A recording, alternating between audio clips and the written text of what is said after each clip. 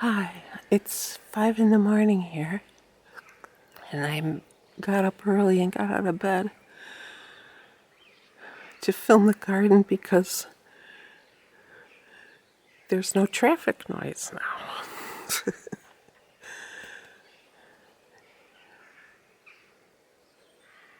The roses are all opening now. This one is a rambling rose, like a climber, called Francis Lester, and it's all up into the lilac. And a little yellow one there is a rose called, it's also a climbing rose called Golden Showers.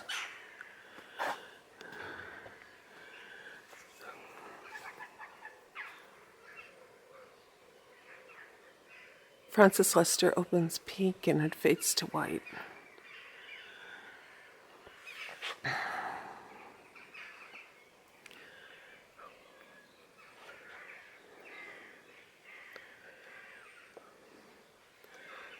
I've got 2 stone tubs by the door.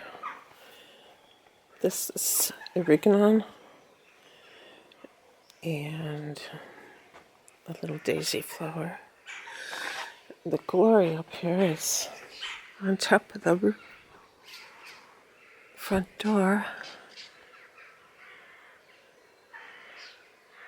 is a rose called, another rambling rose called Malvern Hills. And it's just gone mad. Look at it. It's all sticking out all over the place.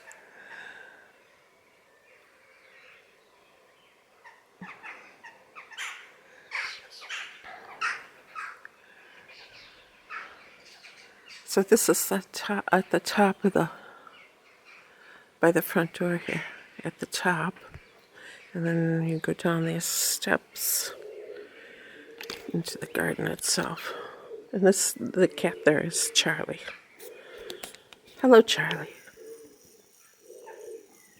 He's a big troublemaker, but we like him anyway. Hi, Charlie. Are you coming to see me? Oh, good boy. Good boy, Charlie. Come on. Okay, now we're at the bottom of the steps. There's the front door and crazy Malvern Hills. And this rose is called Constant Gardener. I got it from David Austin. It's a beauty. The birds you're hearing are jackdaws, which is a type of corvid. Not COVID.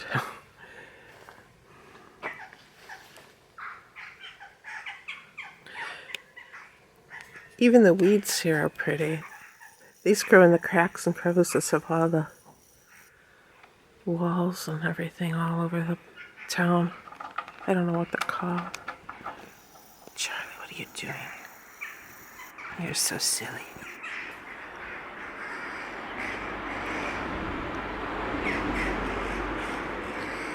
That peony is just finished. There's one blossom left. And I've got foxgloves. And this rose has next door's shrub is in full bloom. Fall is spilling into it. This is called the Queen Elizabeth rose. And usually it gets like, oh, this is an old one. It was here when we moved in 20 years ago, so it gets really tall. And I've just put in that clematis, which I can't remember the name of that one now. And I've just put in this rose, which is Mr. Lincoln. He just blossomed. This is New Dawn, which is hybrid tea. And this one, oh, I love this rose. This is the Alexander rose. And it only blooms the one time. And And it's a 5-petal rose rather than a cluster of petals.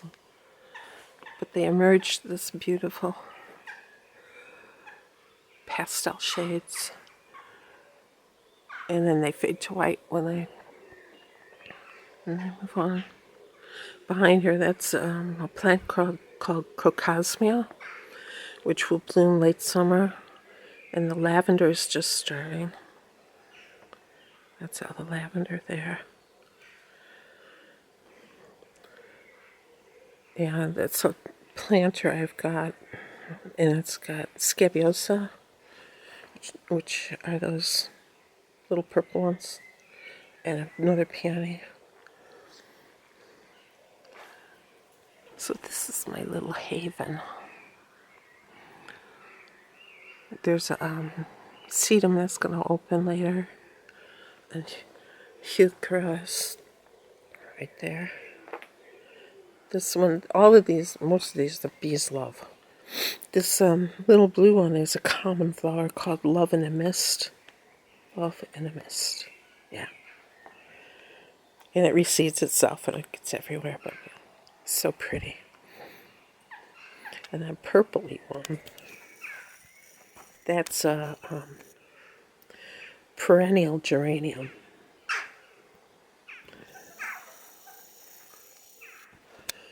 And there's just a little more to show you down here. This is the path to get to the 2 houses that are attached to ours. And we put in this trellis with a box, and I have it filled with what is commonly known as geranium, but the proper name is pelargonium. And that's Alexander rose sticking out all over. So, this is why I think May and June are the best days to come. Now see that pigeon up there? That's a wood pigeon, it's a native wild bird. It's not he's gonna fly to that seed catcher I have underneath the bird feeder, bang it against the lilac so the seed falls out of the tube feeder. He's thinking about it. And of course there's a car. Never mind.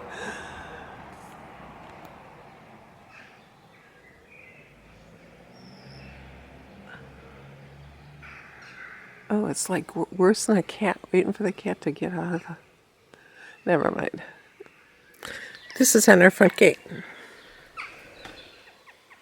For visitors to tell the history of our house. There it is, St. Helens.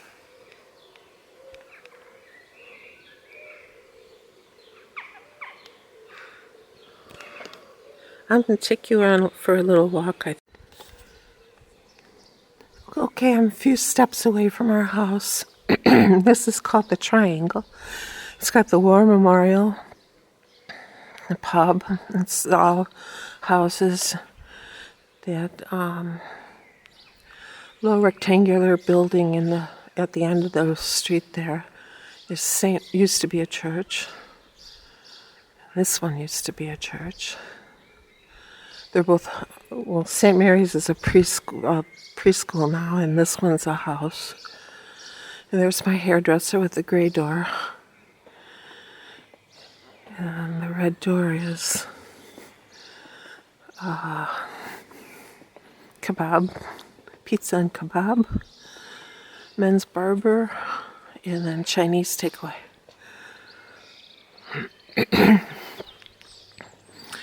And there's this Abbey Row. This street is called Abbey Row, and it leads up to the Abbey, which I'll take you to next.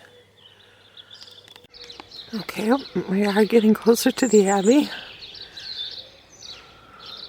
But again, here's a spectacular view of the countryside and all the higgledy-piggledy roofs of the houses.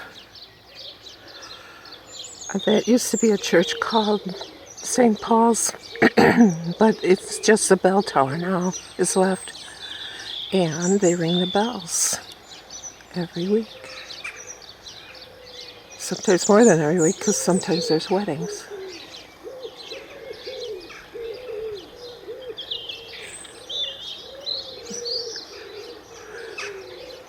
The ivy enclosed building there is the Old Bell Hotel, which is the oldest in England. It's been going since, let me get this right, I think the 1200s. It's been going as an inn, continuously. It was just recently bought by a couple from Texas.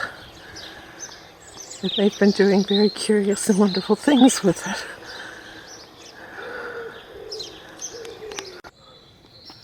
Here's the front of the Old Bell. Oops.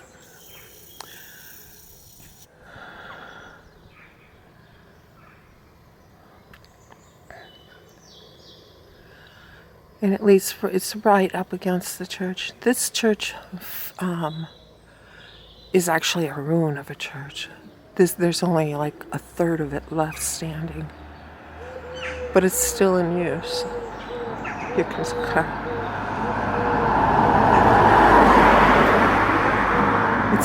It's still in use. And it's got a lot of history. I think that this particular version of, there's always been an abbey here. Since the early days. Since before our house was built, actually. But this version was put up in the 1000s, I think. I can't remember the dates. Malmesbury Abbey. Malmesbury Abbey was founded in 676. The town grew up around it, and because of raids by Vikings, King Alfred the Great granted the area the status of borough as a defense. In 941, King Athelstan was buried here. The current abbey was completed by 1180.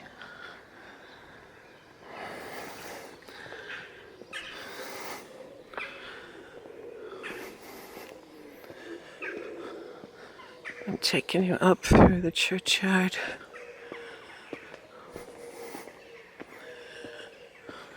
I believe that the church was originally, the site that the church was later built on was dedicated to St. Peter and St. Paul by a hermit who lived here called Maildub. And they think that's where the word Malmesbury came from, Maildub.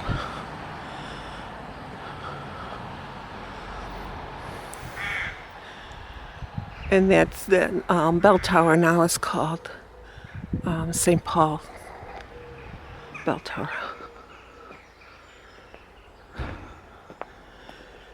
Now we are approaching one of the most glorious sites in Britain, which is the Malmesbury's South Porch.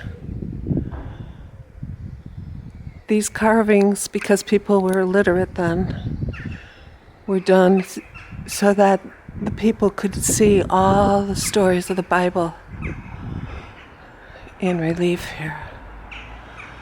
Let's see if I can.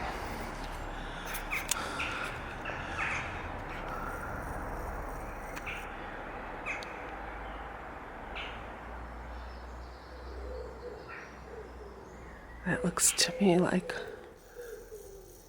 Noah's Ark, perhaps.